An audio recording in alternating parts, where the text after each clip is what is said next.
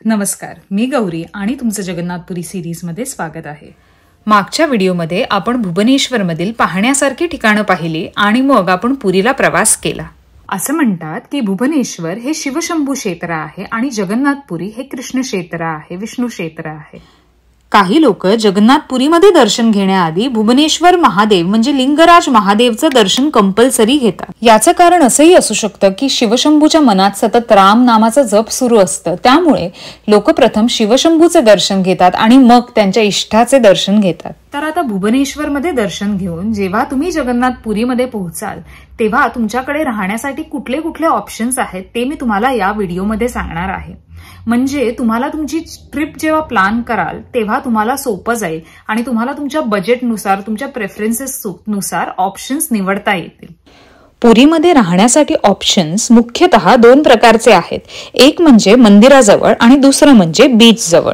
तसा रेट बदलत असतो, पण हे जे बीचचे हॉटेल्स आहेत ते थोडेसे एक्सपेन्सिव्ह ठरतात. आपण साधारणतः 3,500चा असा रेट बघत आहोत पर नाईट साठी. थोडी कमी रेट्सचे पण हॉटेल आहेत, पण ते थोडे आत आहेत, त्यात तुम्हाला सी व्ह्यू असा मिळणार नाही. बीचवर अशी ही हॉटेल्सची रांग लागलेलीच आहे, त्यामुळे चिक्कार ऑप्शन्स आहेत. जर तुम्ही जगन्नाथपुरीमध्ये 1-2 दिवसांसाठीच असाल तर हा ऑप्शन तुम्ही प्रिफर करा, कारण तुम्हाला जायला यायला सोपं जाईल. जर तुम्ही कुठेतरी आत मंदिराजवळ असं घेतलं हॉटेल तर अशा वेळेला कसं आहे, आतल्या सिटीमध्ये ना खूप गल्ली वगैरे आहेत, निमुळत्या गल्ल्या आहेत, काही वन वे सुद्धा आहे, त्यामुळे जायला यायला गाडीने थोडं कठीण जाईल. त्यामुळे जर तुम्ही बीच जवळ अशा वेळेस घेतलं तर तुम्हाला पुरीमधून दुसऱ्या शहरांपर्यंत म्हणजे कोणार्क, भुवनेश्वर वगैरे तसं जायला थोडं सोपं जाईल.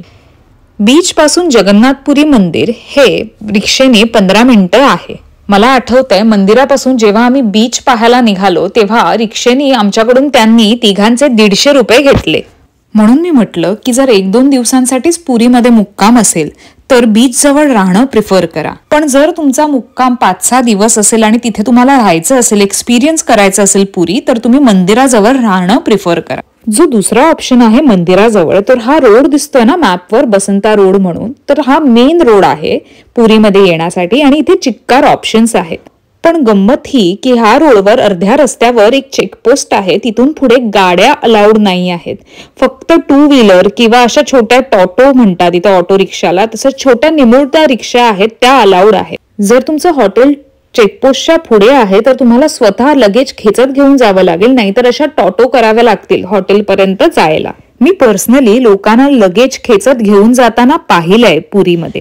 त्यामुळे ट्रॅव्हल करताना जर तुमच्याकडे लगेज असेल तर नक्कीच हॉटेलला आधी फोन करून विचारा की म्हणजे गाड्या वगैरे हॉटेलच्या दारापाशी येतात का, किंवा दुसरा कुठला पर्याय करावा लागेल. जो मंदिराच्या अवतीभवतीचा सर्कम्फरन्स आहे तोही रस्ता थोडा निमुळत्या गल्ल्यांचा आहे.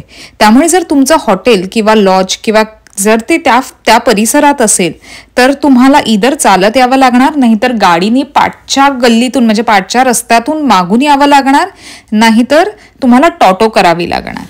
आम्ही मंदिराच्या जवळच घर घेतलेलं, त्यामुळे आम्हाला रोज असं चालत जावं लागायचं मंदिरात. पण हा एक्सपिरियन्स खूप मेमोरेबल आणि खूप सुंदर होता माझ्यासाठी. अगदी साधी माणसं, काही तामझाम नाही, जेवढं काही होतं त्यात आनंदी आणि समाधानी होते. ही घरं मंदिरांमध्ये जी सेवक आहेत, पुजारी आहेत, त्यांच्यापैकी काहींची इकडची ही घरे आहेत. लोकेशन आणि बुकिंगच्या हिशोबाने बघायला गेलं तर हे लोकेशन अगदी मंदिरापासून 5 ते 7 मिनिटं वॉकिंग आहे. खूप ॲडव्हान्टेज आहे या लोकेशनचा.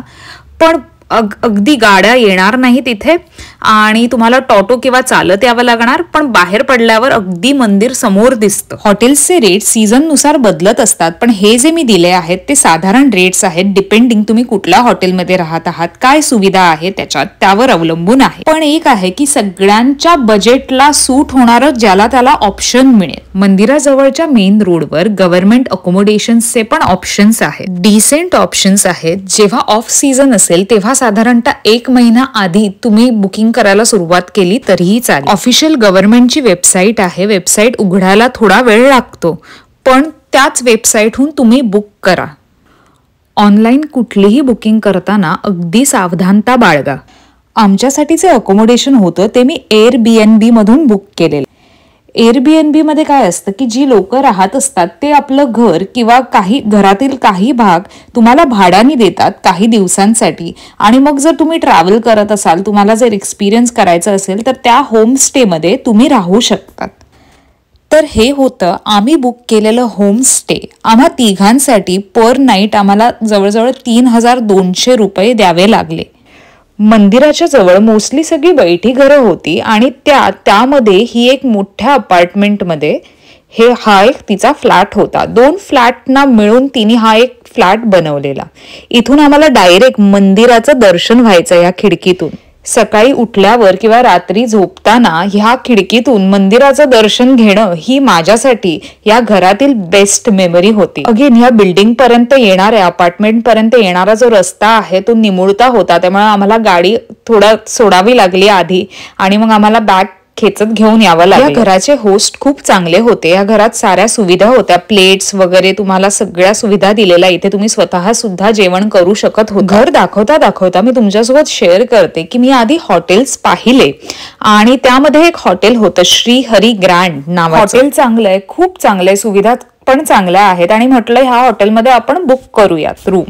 जेव्हा मी त्या ऑनलाईन दिलेल्या नंबरवर चौकशी केली तेव्हा तो माणूस माझी बुकिंग घेण्यासाठी खूप आतुर होता आणि त्याच्याकडे मी फोटोजची रिक्वेस्ट केली तर तो जे ऑनलाईन फोटोज अवेलेबल होते हॉटेलचे तेच मला पाठवू लागला.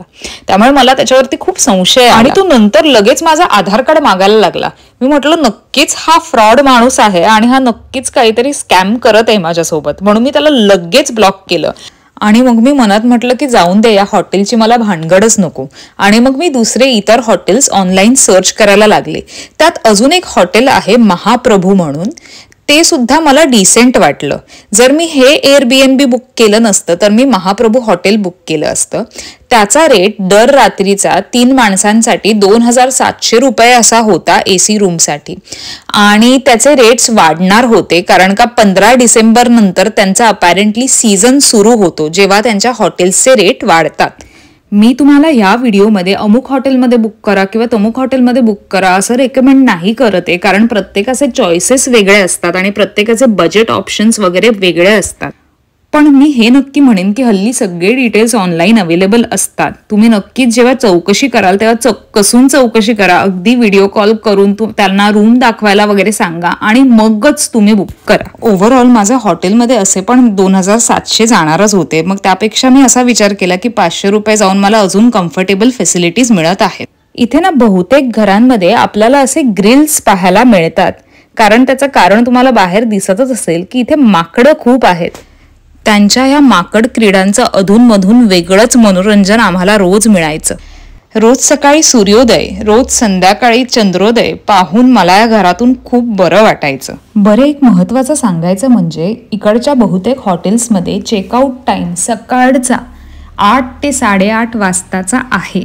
ते तुमचं सामान ठेवू शकतात नंतर, पण ते तुम्हाला रूम 8 ते 8:30 वाजताच तुम्हाला रिकामी करून द्यावा लागतो. जेव्हा सीझन असतो म्हणजे रथयात्रा किंवा डिसेंबर एंड, तेव्हा बुकिंग हॉटेल्सची 2 ते 3 महिन्या आधीच होऊन जाते. त्यामुळे तुम्ही जर या दरम्यान व्हिजिट करत असाल तर एंड पर्यंत तुमची बुकिंग ठेवू नका. ऑफ सीझनला तुम्ही तिथे जाऊन सुद्धा प्रत्यक्षात बुक करू शकतात, असं काही नाहीये. तुम्हाला इझिली ऑप्शन्स अवेलेबल असतील, पण मग जे तुम्हाला अवेलेबल आहे ते तुम्हाला घ्यावे लागते. हल्ली ऑनलाईन हॉटेल्स बद्दल त्यांची माहिती, इन्फॉर्मेशन, त्यांचे फोटोज आणि रूम्स कसे दिसतात, व्हिडिओज सगळं अवेलेबल असतं. पण ह्या व्हिडिओच्या माध्यमातून मी आशा करते की मी तुम्हाला अशा काही टिप्स तुमच्यासोबत शेअर केल्या आहेत जेणेकरून तुमचं पुरीमध्ये अकोमोडेशन बुक करण्यास, तुम्हाला प्लॅनिंग करण्यास सोपं जाईल आणि तुमची सोय होईल. आय होप की या व्हिडिओमधील माहितीमुळे तुमची जगन्नाथपुरी यात्रा अजून सोयीस्कर बनेल. व्हिडिओ आवडला असेल तर लाईक करा, तुमच्या मित्रमैत्रिणींसोबत शेअर करा. त्यांना सुद्धा त्यांची जगन्नाथपुरीची ट्रिप प्लॅन करण्यास सोपं जाईल. आणि हो, सबस्क्राईब करायला विसरू नका. व्हिडिओ बघितल्याबद्दल खूप खूप धन्यवाद.